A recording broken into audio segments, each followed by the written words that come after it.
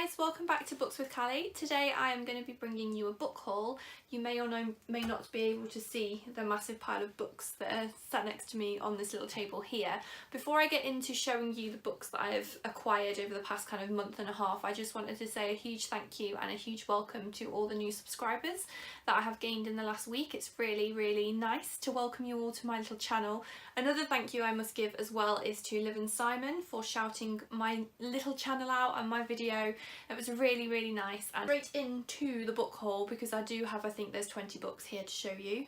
That's generally kind of normal for me. What I'm going to do first is show you the books that I've been sent by publishers, and then I'll go on to the books that I've bought. So this is kind of an accumulation of probably since the beginning of March. I thought I'd do a bit of a bumper book haul just to show you what I like reading basically. So the first 3 books I'm going to show you have been sent to me by Hodder and Stoughton. So the first one is Holly Bourne's new adult title that's coming out in June, 14th of June 2018 this one is going to be released. Holly Bourne is well known for her YA books, so she's done a trilogy which is Am I Normal Yet?, How Hard Can Love Be and What's the Girl Gotta Do. Then she's also written a couple ones called Soulmate. This one is called It Only Happens in the Movies, I believe. I may be getting that title wrong, but I think it's something like that anyway. I've read the trilogy and I absolutely loved those. Kind of 3 teenage girls who are kind of finding their way in life, and they're feminist and they're kick-ass, and it's a really good series. So when this one came into work from the publisher, I knew I had to snap this one up. It's about a girl called Tori Bailey. It does say on the side who the F is, Tori Bailey, which I thought was a nice little touch from the publisher. So it's about Tori Bailey, who is kind of well known on Instagram. She's a big Instagram influencer. I don't like using that word, but that's basically what she is. And this book is all about kind of delving into the background of what exactly being an Instagram influencer means. Not everything that she shows on her Instagram grid is as it seems. So life may be being projected as perfect, but actually when you delve into her backgrounds, you know, life is a lot more complex than what we choose to show on social media. I'm really looking forward to it. You will be able to buy it on the 14th of June. Next one is also, as I said, from Hodder, but this is from their imprint Sceptre. And this one I don't actually know too much about. It's called Claudia by Anthony Trevelyan, I want to say, or Trevelyan. I saw this one on Twitter. There was a bookseller and a publisher having a conversation about it, and the bookseller said, oh well, it sounds like something that's a mix between Station 11 and The Girls, Station 11 being by Emily St John Mandel and The Girls by Emma Cline. And I was like, well, I love those books, so I need to give this one a read. From what I can gather from the back, it's set in a bit of a post-apocalyptic dystopian society. Looks like there's going to be a bit of possibly magical realism. I'll read you the little bottom bit of the blurb. It says, Claudia sets out on a journey that will take her from the reception of her Manchester office block to the very end of the world, encountering drug-addled trustafarians and hammer-wielding assassins along the way. I just think that's enough to make me kind of want to give it a go. So yeah, that's coming out in... Now, does it say when it's coming out? 19th of April, so this week this one's coming out. So if you like the sound of that, then you'll be able to buy it in bookshops on Thursday. Next one, again, is from Hodder, and this Becky Chambers' new one, Record of a Spaceborne Few. So this is the proof that got sent to the store. I picked this up as soon as I saw it come into store. I've not read the second one. I have read the first one and absolutely loved it. So when this proof came in, I just needed to pick it up. First book, A Long Way to a Small Angry Planet, I absolutely loved. I'm not a massive sci-fi reader. I dabble in it a little bit, but what I do like reading is kind of more books that are set in space but have a bit more of a human story rather than kind of battles and big spaceships being blown up, and that's exactly what Becky Chambers offers with her books, so I'm really looking forward to get to this one. I believe this comes out in July. 26th of July this one comes out, so there's a little bit of time left on this one. Next 3 are from HarperCollins. I've got 2 from Harper Voyager, so they're kind of fantasy imprint, but I do have a crime title as well, which is The Fire Court by Andrew Taylor. So this is the second in kind of the Ashes of London series, so Ashes of London being the first one that was released at the beginning of last year, I believe. And this is a series that is set during the Great Fire of London. It's a crime series, bit of a detective slant to it. Basically in the first one, the Great Fire of London has happened and there has been a body found at the cathedral, and people kind of need to figure out whether the body is due to the fire or if there has been a murder, and they soon figure out that there is a bit of foul play involved. And I just really liked it. I'm not a massive crime reader. I don't tend to pick up crime novels unless there's something that's really popular and I just think I should give it a go. But it was our thriller of the month at work, kind of in the first couple of months that I started working there, and I just thought, oh, I'll just give it a go, and loved it. There's a bit of active story in it. There's also kind of family feuds that have as a line running through it as well, which I love. So it ticked a lot of boxes, so I'm just hoping that the second one lives up to expectation. This is actually out now in hardback. The paperback will obviously come later on, but this is available to buy. It is one of my anticipated releases in the fantasy genre for 2018, and I was really excited when I saw that the publisher were offering proofs, so I thought I would grab one, and that is City of Brass by S.A. Chakraborty. I think I'm saying that right. I cannot pronounce names, so I do apologise. As soon as this one kind of popped up on Twitter and I'd been seeing pictures of it, I knew it was right up my street. It's a fantasy set in kind of Arabian Nights, Middle Eastern desert setting, and I absolutely love reading those. The back makes it sound absolutely amazing. It says, among the swirling sands of the desert and behind gilded brass walls lies an enchanted city of golden domes, jade roofs and marble palaces, a place where magic pours down every street, hanging in the air like dust. I don't really think I need to say more. You really need to pick this up. I have not read it yet, but it's been getting absolutely amazing reviews on YouTube, on Instagram, on Twitter, so I don't think it's going to disappoint. Then the last one that I've been sent from publishers is another fantasy, and this is one of the most beautiful proofs I have ever seen. It's The Queens of Innis Lear. So I'm just going to kind of hold the proof up to you. Look at all the shiny foiling. So this is a retelling of the King Lear story, and from what I can gather, it's about three sisters who are in this royal family. On the back it says, 3 sisters, 1 kingdom, a house divided. I don't really actually know too much. I don't know too much about the King Lear story because it wasn't something that I studied at school, so haven't really come across the Shakespeare kind of story about it either. I just wanted it because it's pretty and it's fantasy and it kind of sounds amazing. So like I say, I don't know too much. The kind of blurby bit in the front of the proof says, it begins when a wizard cleaves an island from the mainland because the king destroyed her temple. It begins on the day 2 bright hearts are born to the island, one just past dawn as a crescent moon rises, and the other when the sun is brightest, obscuring the glow of stars. It sounds beautiful, it sounds poetic, it's fantasy, it's women, it's a retelling of a classic story, so I'm just really looking forward to it. I'm going to show you the books that I've bought myself over the past month or so. I'm going to start with my adult titles just because the pile is a little bit smaller. So the first one is A Closed and Common Orbit by Becky Chambers. Obviously I have just spoken about having the proof for the third one. I loved Long Way to a Small Angry Planet. It deals with relationships and the idea of living in space and what that would mean to society, also the idea of artificial intelligence and it having kind of a conscience and what that means for society. And I just hope that the books carry on in that vein and that I love them. So I'm going to get to this one pretty soon because I do want to read both of them before the third one comes out in July. The next one I picked up on a whim when it came in and I was unpacking a delivery at work, and it's a historical fiction called The Queen of the Night by Alexander Chee. I know I keep saying I don't really know too much about it, but when I buy books I kind of do it on impulse, unless it's one that I have been really anticipating because I've seen it being spoken about on Twitter or it's by an author that I'm really looking forward to. A lot of what I buy tends to be, oh, that looks good, I'm gonna give it a go, so I never really go into my books knowing too much about them, so these book hauls may be very vague and I do apologise about that. This one has actually had similarities drawn between it and Tipping the Velvet by Sarah Waters. My favourite novels by Sarah Waters, if not one of my favourite adult fiction novels that I've read over the past couple of years. So I'm looking forward to that. It says it's a subversive, sexy epic about a young American girl who struggles to eventually become a highly celebrated soprano at the Paris Opera House. The Letburn's dramatic rise to success is all the more exciting because of all the wonderful details she includes about her life in the late 19th century. 19th century is kind of an era that I love reading about. When I gravitate towards historical fiction, it either tends to be very medieval or it tends to be kind of 19th century.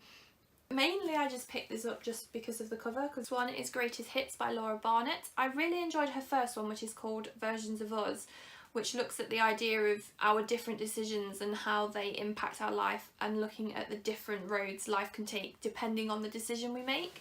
This one, the premise is that this woman is kind of looking back on her life and makes a soundtrack. So she chooses 16 moments from her life that mean something to her and pairs them with a song from that, maybe that particular era, and why that is important to her as well. I just think Laura Barnett so far with her 2 novels, she chooses quite unique ways of telling stories. So she doesn't just follow the linear pattern of beginning, middle and end. She's choosing kind of a theme to put the story onto, and I just like the idea. We've all got those songs that kind of mean something to us and spark a memory, so actually going through your life and looking back and thinking that was a moment and I can put that exact song to it, it's quite a nice idea. So I'm really looking forward to that one. Next one is called Peculiar Ground by Lucy Hughes Hallett. I picked this one up originally in hardback at work, and the hardback is completely different. It gives a completely different feel to the book as the paperback. I do like the paperback cover as well. And then it was chosen as our May book club read at work, so I was like, well, now I have to buy it. And it just sounds so good. So it says, in 1663, after decades of civil war, a wall is being built around Wychwood House, where dissidents shelter in the forest and lovers linger in secret gardens. 3 centuries later, Berlin is divided overnight, while at Wychwood, a young girl, Nell, bears witness to a languorous weekend of erotic entanglement. From the multi-award-winning author of The Pike comes a novel about gamekeepers and witches, agitators and aristocrats, about how those who wall others out risk finding themselves walled in. From what I can gather, I think the stuff that happens outside of the wall doesn't happen within the wall. So Wychwood House kind of stands in time slightly. So obviously I think the people still age and stuff still goes on, but it's almost as if the house is stood still in time, and kind of the developments that happen outside the wall aren't exactly the same as what happens inside. I love books that have houses as settings. I just think that they kind of take on their own character and they become kind of almost a main part of the book. So Wychwood House just sounds really interesting. Looking forward to it. I've not read The Pike. I've never come across it, so I'll be interested to get into that one. Last book in my adult pile is from an author that I absolutely adore, and that is Bradley Bellew. Again, don't know if I'm saying that right, and his 12 Kings series. Vale of Spears is the 3rd one in the series, and it's amazing. Again, it's a fantasy story setting kind of a Middle Eastern, Arabian Nights desert setting, and I just absolutely love it. It has the main character Chada, who is a woman, and she is kick-ass, and she's just one of my favourite characters. And this series follows the exploits of her and also the 12 Kings who rule over the city that she lives in, called Sharakai. The 12 Kings are immortal and they do a lot of bad things, and basically so far what the story is following is kind of Chada unveiling exactly how nefarious these 12 Kings are. More to it, Chada's background is a huge part of this story. There's also kind of an underground rebel group that are kind of wanting to rise up against the 12 Kings, and then you get the perspective of the 12 Kings themselves. There's a lot of different kind of strands going through, and this is following the second one, which was called Blood Upon the Sand, which actually involved a lot more of the kings, so I'm interested to see where this one goes. There's a lot of political intrigue, there's battles, there's romance, there's just a lot in it, and it's really, really, really good. Now we're going to move on finally to the YA books that I've bought in the past month or so. The first one is one again that I just came across when I was unpacking and delivery. I've never heard of Lucy Christopher, but the cover just drew me to it. It's called Stormwake, and it says, Moss has lived on the island with Pa and Wild Boy Cal for as long as she can remember. Occasionally fragments of memory swirl in her head like stormflower petals on the air, but she never doubts her father's tale of how they fled there when the old world disappeared beneath the waves. Now there is change in the wind, wild weather seems to be stirring them all. Pa goes more often into blackness, she and Cal are growing apart, and then the wildest storm of all brings something new that changes everything. Kind of reminds me a little bit of The Grace Keepers by Kirsty Logan, which is an adult fiction title, but the idea that people are living kind of on the water and land has either all but disappeared or has disappeared completely. There's also a bit of the idea of kind of mythical creatures and mermaids and living under the water, so I don't again know too much about it. I think this is her 3rd novel, but Chicken House published this, and what they do on the back is they give you kind of a summary in 3 words of what to expect, and it says gripping, lyrical and otherworldly. So I'm going to give that one a go. This one is a book that I was recommended by my friend and colleague at work, Fran. She really likes reading and writing her kind of witchy YA stories, and she loved this one. So it's called The Wicked Deep by Shea Earnshaw, and it says secrets lurk beneath the surface. And it's about 3 sisters who were sentenced to death because they were seen as witches and they were drowned. And it says that every summer the sisters return, stealing the bodies of 3 girls and seeking revenge by dragging boys to their watery deaths. So it just sounds good, kind of witches and being on trial for witches and then seeking their revenge. Also the fact that they live underwater, so it's feeding into this whole mermaid sirens thing I've got going on lately. So I'm really looking forward to that one.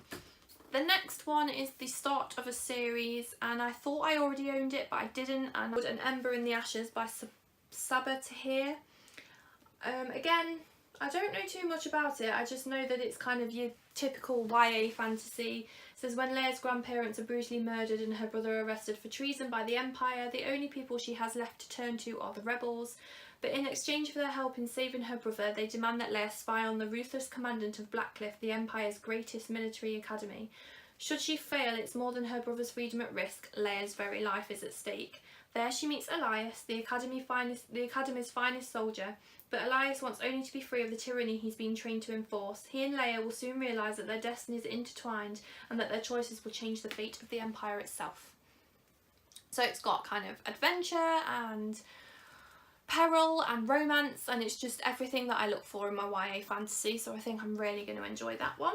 Next one is the start of a series that has just been released over here. I think it's been available in America for quite a while, but all 4 of the series got released on the same day over here, so I just thought I'd buy the first one and give it a go, and that is Shatter Me by Maffey. I, again, don't know if I'm saying that right.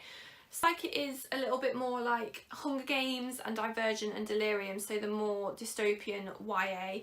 It says on the back, I have a curse, I have a gift, I am a monster, I'm more than human, my touch is lethal, my touch is power, I am their weapon, I will fight back. And the first line of each of those is all scratched out, so it looks like it's going to be about revolution and fighting back and rebelling against the status quo, basically. So that sounds really good. So if I really like this one, I'll probably just end up buying the next 3 and reading them all in one go. Next 3 I'm just going to show you all in one go because they're part of the same series, and I bought them all together after reading the first one and just wanting to kind of binge read the series because that's what I do. And that is The Dream Thieves, Blue Lily Lily Blue and The Raven King by Maggie Stiefvater. And I've had The Raven Boys sat on my shelf since probably the beginning of last year and just never picked it up, and then I picked it up because I thought I'm just going to give it a go. And oh my god, why have I not started reading this series sooner? So I've actually read The Dream Thieves. I'm about 100 pages into Blue Lily Lily Blue, and then I have The Raven King. And honestly, one of the best YA series that I've ever read. Her writing is so different, it's very lyrical, kind of she jumps from one point of view to another. There's this whole kind of mythical story about this king that is maybe buried in this town of Henrietta in Virginia. And the characters and their friendship and the way they're just so intertwined with one another, it's just amazing. So I read The Raven Boys and then just decided that I was going to read them all in one go, and that is exactly what I'm doing. So they're really good as well. That concludes the book haul. So those are the books that I have bought since the beginning of March. I think some of those are from. I apologise if I come across a bit waffly and like I don't really know what to say about the books. I think the format of a book haul I'm still going to have to get used to and come up with the way that I want to do it. So I just kind of thought I'd just show you the books that I've bought. It gives you an idea of the type of books that I like to read. But I promise I will get better at doing book hauls. I just kind of feel like I just shoved them at you and didn't really make any sense, and the format of it wasn't very good. But so I apologise. I will get better, I promise. So the next video you will see from me is my Cozy Reading Night TBR. The Cozy Reading Night is going to be this Friday, and it's one I can actually do. So I'm going to take part. So you'll see a video from me probably on Thursday telling you what I'm going to be reading, and I may actually be vlogging Cozy Reading Night as well, which is exciting. So I will see you next time. Bye!